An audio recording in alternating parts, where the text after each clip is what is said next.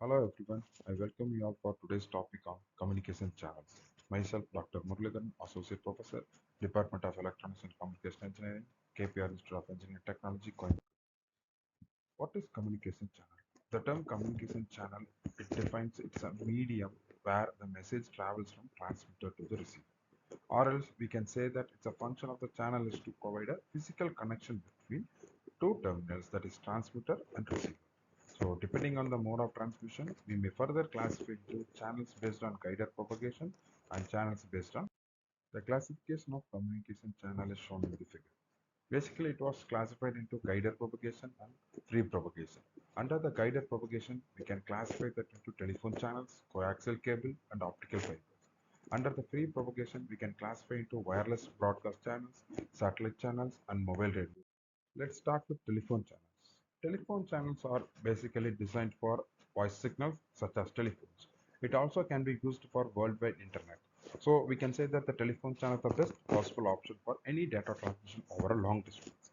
The silent features are band pass characteristics over 300 to 3400 Hz, high signal to noise ratio about 30 dB. Approximately it behaves as a linear response, then amplitude response is flat over the entire. Now let's move on to coaxial cables. The coaxial cable generally consists of two concentric conductors and which is separated by a dielectric material. The external conductor is a metallic braid and is used for shielding purpose. The coaxial cable may contain one or more coaxial pairs and the operating range is between 8.5 Mbps to 274 Mbps. Mainly the coaxial cable is used for its larger bandwidth and high noise. Let's discuss the salient features of coaxial cable. Here the coaxial cable is available with two types of impedance, which is 75 ohm and a 50 ohm. Because of this shielding provided, it is going to act as excellent with respect to the noise immunity, as well as it has a larger bandwidth and it has low losses. This cable is very much suitable for point-to-point as well as point-to multi-point application. These cables are costlier when compared to the twisted pair cables, but it is cheaper than optical fibers. So it is essentially to use closely spaced repeaters to achieve the data rate of 8.5 Mbps to 274 Mbps. Now we will see optical fiber cable. Optical fiber cable consists of an inner glass core which is surrounded by a glass cladding which is having a low refractive index. The digital signals are transmitted in the form of intensity modulated light signal which is trapped into the glass core. Light is launched into fiber using a light source such as LED or laser. It is detected at the other end using a photodetector or you can say that as a photoresistor. The optical fiber cables are costlier than the two types, but they have several advantages over the other two types. The special characteristics of optical fibers are it has higher bandwidth, therefore we can operate at the higher data rates, and it also reduces the loss as the signal attenuation is very low. Distortion is reduced, hence we can get the better quality. They are immune to electromagnetic interference, small size, low cost, easily available, as well as lightweight. It can be used for point-to-point communication. Transmission losses are also very much minimal. The applications of optical fibers are they are widely used as the backbone of the networks and the transmission data rate will be lying from 45 Mbps to 9.6 Gbps using a single wave transmission. These optical fibers are nowadays used in telephone system as well as in the LAN network. The disadvantages of the optical fibers are sophisticated plants are required for manufacturing optical fiber. The initial cost incurred is also high. Joining the optical fiber is a difficult job. Now let's move on with the wireless broadcast channel. Wireless broadcast channels are used for transmission of radio as well as TV signal. The information signal which represent the speech, music, etc., which are modulated with the carrier frequency. The carrier frequency is always going to be different for every transmission station. The transmitting antenna radiates the modulated signal in the form of electromagnetic radiation into the free space, and these waves are radiated in the all direction or in some specific direction. In the wireless broadcast channel, the transmitting antenna is mounted on the tower in order to reach the further distance. The propagation technique used here are ground wave, sky wave, and space wave propagation. At the receiver end, the receiving antenna is used to pick up the transmitted signal. The receiver used are super heterodyne type. Now let's discuss on radio frequency link. This can also be called as microwave link and it is used for point-to-point type of wireless communication. For the transmission of data, the radio frequency link uses infrared lasers, microwaves and radio signals because they do not need any physical medium. When we consider any long distance communication, The microwave radio transmission is widely used as an alternative to the coaxial cable. The signal transmission takes place in the form of electromagnetic waves. Let's discuss some salient features. The installation of towers and associated equipment is very much cheaper comparing to laying a cable for 100-kilometer length. And it also has less maintenance when compared to the cables. When we are using the repeaters, it can reduce the effect of noise. And here, no adverse effects such as cable breakages, etc. Due to highly directional antenna, these links do not make any interference with other communication systems. The size of the transmitter and receiver is reduced because the use of high frequency.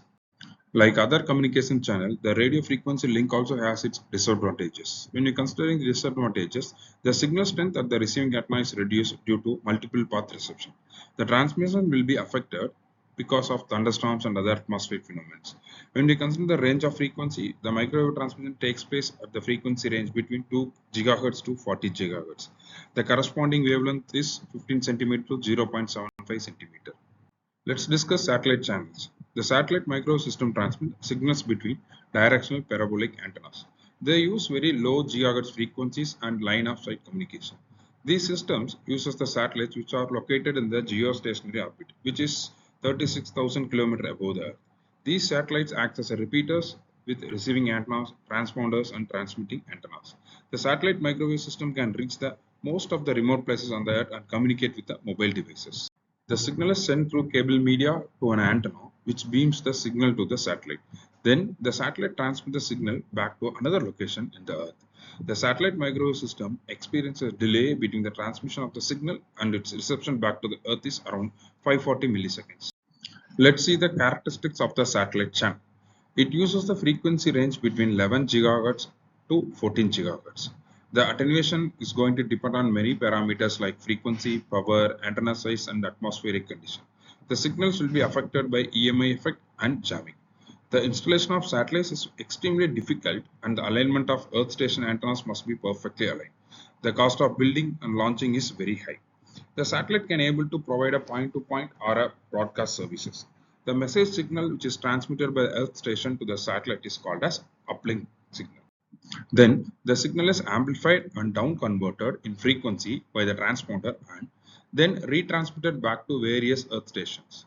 The message signal from the satellite to earth station is called as the downlink signal.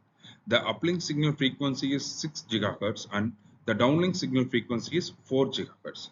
In the 6.4 GHz band, a typical satellite is assigned a 500 MHz bandwidth, which is divided among 12 transponders on the satellite. Each transponder uses approximately 36 MHz bandwidth. A transponder can carry at least one TV channel, 1200 voice channels, or a digital data at the rate of 50 Mbps per second. Now let's move on to mobile radio channel. When comparing to the previous two channels in the mobile communication, the sender and receiver both are allowed to move with respect to each other. So they don't want to be stagnated in a single place. So the radio propagation takes place due to the scattering of EM waves from the surface of the surrounding buildings and diffraction over and around them. Hence, the transmitted energy reaches the receiver via multipath. This is called as a multipath communication. So the signals taking different paths will have to travel different path lengths. So they have a different phase shifts when they reach the receiver. The total signal strength at the receiver is equal to the vector sum of all the signals. Therefore, it keeps changing continuously. Hence, the mobile channels are called as the linear time varying channels and it is statistical in nature. So that's all about the communication channels for today. Thank you all.